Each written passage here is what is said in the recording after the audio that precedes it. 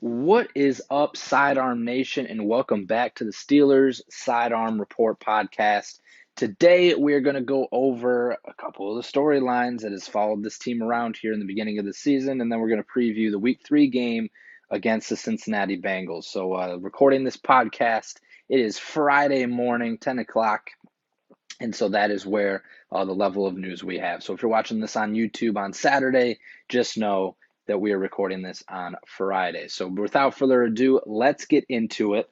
Talking about the first 2 weeks of the season, kind of gut initial reactions. I think a lot of people are riding the emotional roller coaster that is the Pittsburgh Steelers. You know, you go into Buffalo, you get a win in Buffalo, and now you're on the highs. I mean, it's like Steelers are going to the Super Bowl. You know, none of the problems that this team had exist anymore. They're perfect. You know, life is great.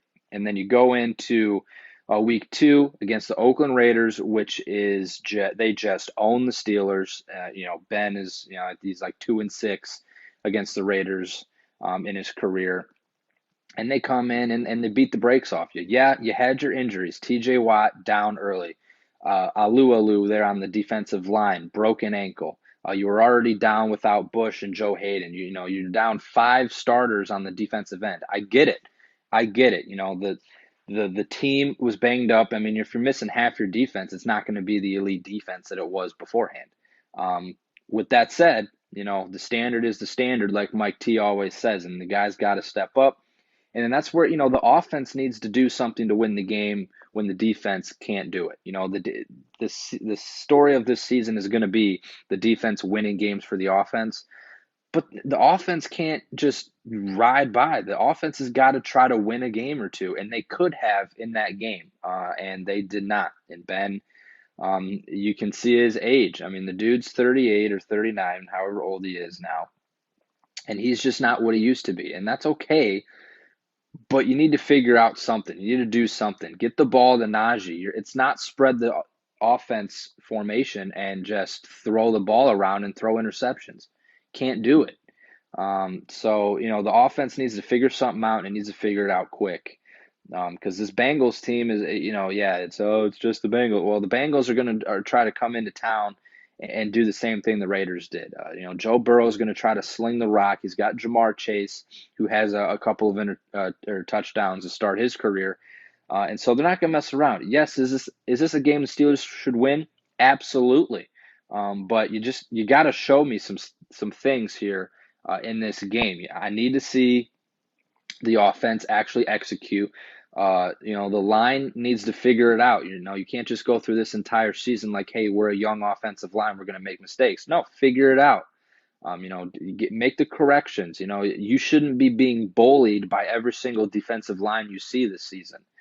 So I need them to step up. You know, Kendrick Green, Kevin Dotson, Dan Moore on the left side. You know, you grow together. You guys are the foundation of this O line. Grow together. Thankfully, they'll have Trey Turner back, it sounds like. And then Chakuma Okorafor on the right side there. You know, just keep improving your game, son, and you'll get a little bit better there. So, yeah, that was the initial gut reactions there.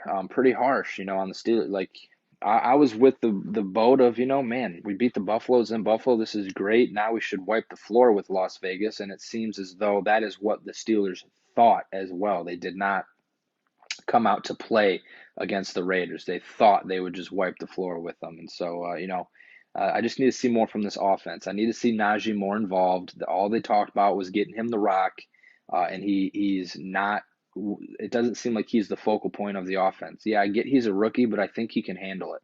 If you go out there and say, Najee, you know, come carry this offense because you got a 40-year-old quarterback, I think he's going to be able to do it. So you just got to trust in your guy and get him the football. As far as the receivers, you know, Deontay's been playing great. You know, no drops. He's been doing his thing. Hopefully his knee's okay. You know, we'll see if he plays this week.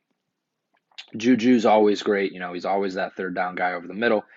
In Claypool, I'm kind of disappointed. I mean, he's a guy that's supposed to make plays down the field and, you know, turn the 50-50 ball into the 80-20 ball. And most of the time it's the 20-80 ball. You know, he gets his hands on it, doesn't come down with it. And I get a lot of the blame goes to Ben putting the ball in a bad spot. But again, as kind of the offensive coordinators and everything have said, Claypool should be unstoppable, and as of right now, he's not. He's been stopped 2 out of 2 weeks. So need to see something better there in year two from Chase. Um, and if Deontay's not going to go, he's really going to need to step up and cut it out with this cocky, I'm the best Mapletron ever, and just start catching the football in the end zone. That's all I care about. So get this team to the promised land. If the passing game can actually be lethal, the run it may open up the running game and vice versa. Obviously, if you can be more of a balanced attack offense, it's obviously going to be better for you. But so yeah, that's what I want to see out of the offense. And on the defensive side of the football, I just want to see health. Honestly, Devin Bush and Joe Hayden look like they're going to be back this week. T.J. Watt's been limited all week. A couple of groin issues popping up here and there. Deontay with the knee, but he's on the offensive side of the ball. Obviously, want to see him get healthy. But I think Justin Lane popped up with a groin maybe as well. So I want to see the health and on this defense, and I want to see the secondary back to full strength. It really seemed like no Joe Hayden really made a bigger impact than I would have thought. James Pierre all of a sudden looked like he was an undrafted free agent. Justin Lane is Justin Lane at this point. You kind of got what you got. Minka's trying to do everything, it seems like. And by trying to do everything, he's doing nothing, if that makes sense. So I think he needs to kind of fill into his role and just try to, tone it down a little bit, but still be the playmaker he is. That's a hard balancing act to try to do. So um, can't throw too much at the kid. He's just trying to make plays on the defense like he knows he should be.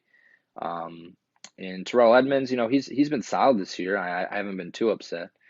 Trey Norwood, seventh round rookie. I mean, for a seventh round rookie, he's not doing too bad, if we're being honest. But I also think that the team shouldn't be in a position to have to rely on a seventh round rookie. So, yeah, that could be an improvement there. The linebackers, Joe Schobert hasn't looked too bad. Getting Devin Bush back though is gonna help a lot, running from sideline to sideline. And then, gosh, we need T.J. Watt on the field as soon as possible. Um, yeah, I mean, there's a reason you signed that guy to hundreds of millions of dollars there. So you definitely want to see him on the field as much as he can be. Cameron Hayward, we need Stephon Tuitt back. I mean, that guy, he's a superstar just like the rest of them. And so the impact that he'll have, I mean, that's when you really get your solid front four. Now that Alu's out, you're going to have to rely on the Carlos Davises and the Isaiah Buggs of the world, who, yeah, they played great in the preseason and really earned their roster spot. But there's a reason that they had to earn a roster spot and were fighting for the bottom of the depth chart, because you have guys like Cameron Hayward and Stephon Tuitt who are just straight beasts, and those beasts need to be on the field. So I really getting Stephon Tuitt back on the field will help this defense tremendously in the run game and in the pass game as well.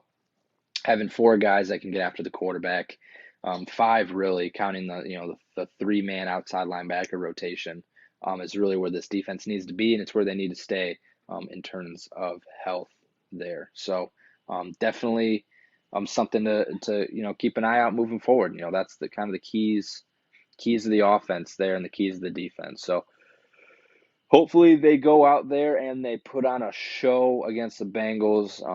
They just hit Joe Burrow a bunch. The offense actually dominates for once, and they don't get dominated. They don't just get thrown around out there and go 3-and-out, and then they all shake their head as they walk off the field. Big Ben playing through an injury this week. We'll see how that goes. Wouldn't be surprised if maybe Dwayne Haskins gets a helmet this week, just in case Ben goes down early. You don't want to just have one QB left. So I'm probably going to see 3 QBs this week. Maybe. Wouldn't be surprised. And we'll go from there. You know what? If Ben goes down, I want to see Dwayne Haskins, man. I'm tired of Mason Rudolph. And that's the last thing I'm going to say about Mason Rudolph. I ain't going to go any deeper. But yeah, so I just want to see the O-line go hard. I want to see Najee really take over this game, and I want to see the team perform like the team they should be. And if anything below a win is a massive disappointment. You can't lose to the Cincinnati Bengals in Heinz Field in week 3 of the NFL season. You just can't do it. You can't do it. You can't drop to 1-2. This is a team that should be 2-0 right now, going into 3-0, but they did not play to their potential last week, so they better play to their potential this week. So if you made it this far, thank you for listening. Be sure to like or subscribe wherever you're watching this. If you're on the YouTube, be sure to drop a comment down below. Subscribe, drop a like. And be sure to tune in next time for the next Steelers Sidearm Report. So I thank everybody for listening, and I hope you all enjoy a great weekend, and I hope we have a Steelers victory Sunday this week. Thank you, and have a great day.